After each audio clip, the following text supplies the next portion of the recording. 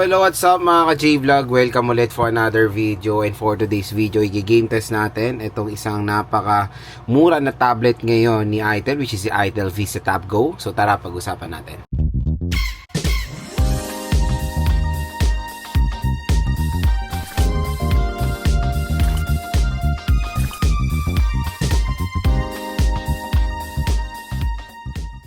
I-game test natin yung Itel Vista Tab Go, yung bagong labas ngayon na tablet ni Itel na very affordable lang. So ang presyo nito is around 4 to 5,000 pesos, and meron tong two variants. Meron tayong 3GB 64 at 4GB 128, and I suggest go for the 4GB 128, which is etong i-game test natin ngayon. Tingnan nyo naman, maganda rin yung case na included, may stand na and all. Ayan, di ba, napakalupit. So kumbaga dito sa Itel Vista Tab Go is 64GB lang yung pinakamataas. Ito lang yung install natin, like Honor of Kings, COD, Mobile Legends, and PUBG Mobile. And 4GB of RAM to. Kaya kung gusto nyo ito makuha na sobrang mura at may discount pa, additional discount voucher, tap mo yung video dito. May lalabas yun ng view products. Dyan lang kayo bumili ng Itel Vista Tab Go. Mura at bagsak presyo lang yan dyan, mga idol. Mayroon lang, so first sa lalaroin natin is ML. So itong ating settings, we have your map quality na ultra. So effects quality high, resolution HD, nako ng outline at shadow. There's beauty in all things, but some are completely hopeless. Again! They require a change of composition. This angle, perfection!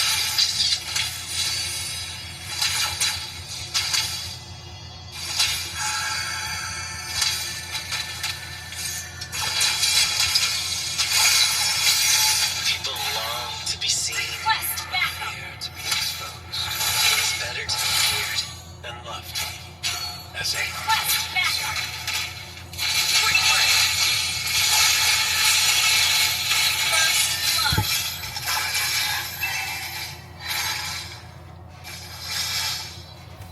An artist's work is never finished. Quick play.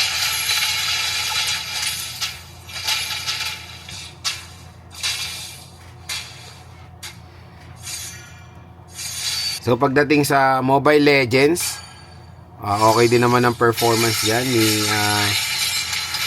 Itel Vista Tab Go. Sa mataas sa settings, may mga slight frame drops, pero manageable naman siya, mga ka-J-Vlog, at nakakalaro rin naman tayo kahit papaano dito.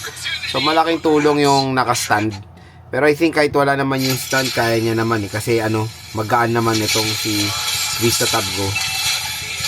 Ayan. So maganda rin performance, playable at portable lang itong tablet na to. So next is Honor of Kings. So set natin yung settings niya. So graphics high, resolution ultra.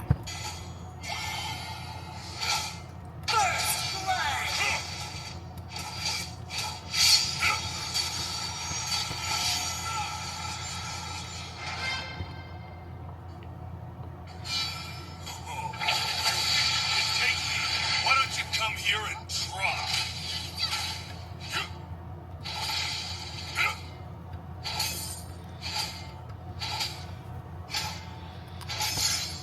Head into the jungle to farm some extra.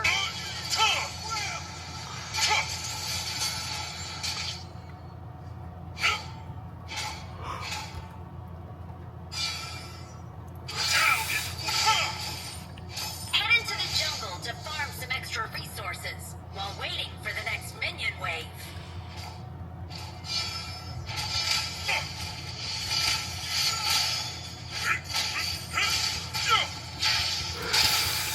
So pagdating sa Honor of Kings, solid din ang performance dyan ni Itel Vista Tab Go.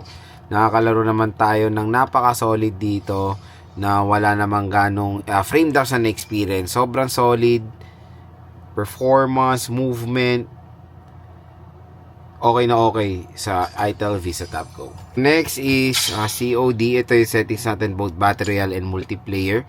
So graphics na pinaka-max is medium at frame rate natin nasa max.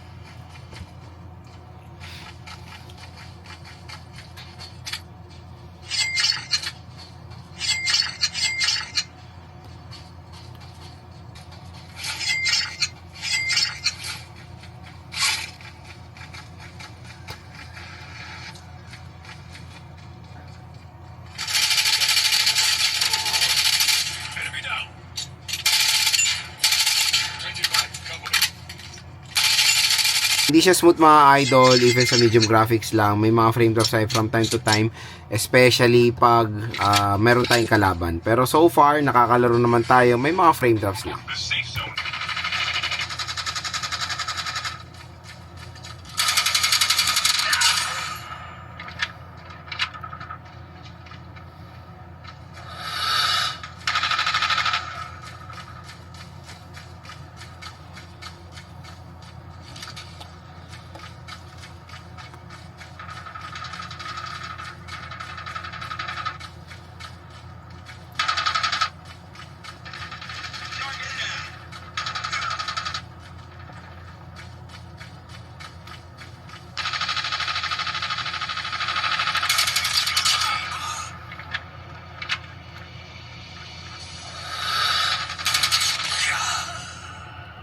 So pagdating sa COD multiplayer, mas better yung performance niya compare sa Battle Royale. Pero may mga frame drops rin tayo from time to time habang naglalaro dito sa tablet na to. So next is PUBG Mobile. Ayan, so set natin yung graphics niya. So dito tayo sa better frame rate na lang.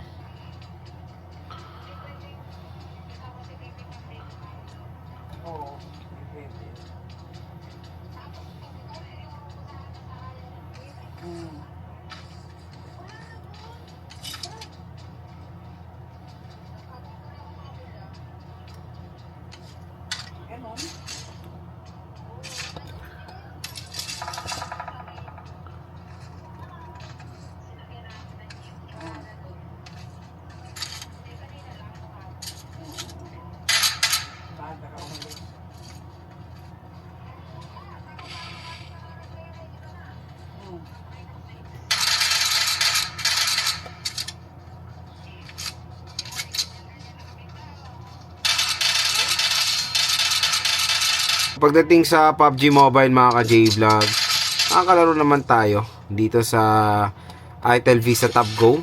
Ayan. Playable naman siya sa sinet nating setting so far. May mga few frame drops along the way pero manageable naman. So yun mga ka-J-Vlog, yung game test natin dito sa Itel Vista Tab Go. So far, lahat naman ng tinest sa ating games ay playable dito sa device na to, especially Honor of Kings and Mobile Legends. So sa mobile games, all good siya. Pero dito sa mga first person shooting like COD and PUBG, meron tayong mga frame drops na na-experience from time to time. So okay naman siya in fairness for MOBA games and even COD, pero I doubt na makakaya niya naman yung mga heavy games like Genshin and WoW. Hindi ko na siya trinay kasi 64GB lang naman ito at hindi naman kayo makakapaglaro dyan, kaya X nyo na yung mga AAA games. Ito na lang yung mga laruin nyo, yung mga MOBA games dito, mas better yung kanyang performance. Nakakatuwa yung overall form factor niya, hindi ako nangawit habang naglalaro dahil meron tayong stand. Ayan, pinatok ko lang siya sa table and naglalaro na ako.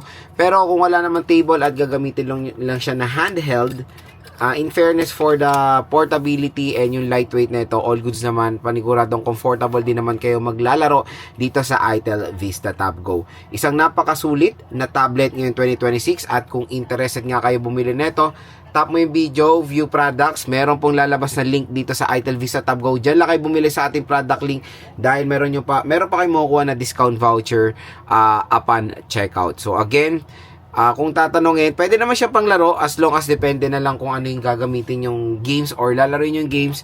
Pag ito mga tinest ko, all goods, huwag nyo na balakin mag AAA games dito mga ka-J-Vlog. Kaya kung interested kayo bumili ng isang portable na tablet, at syempre ang maganda dito, meron tong LTE or 4G LTE ready na tong device na to. So kahit na walang wifi, nasa outdoor kayo, makakapag-internet kayo basta may data kayo.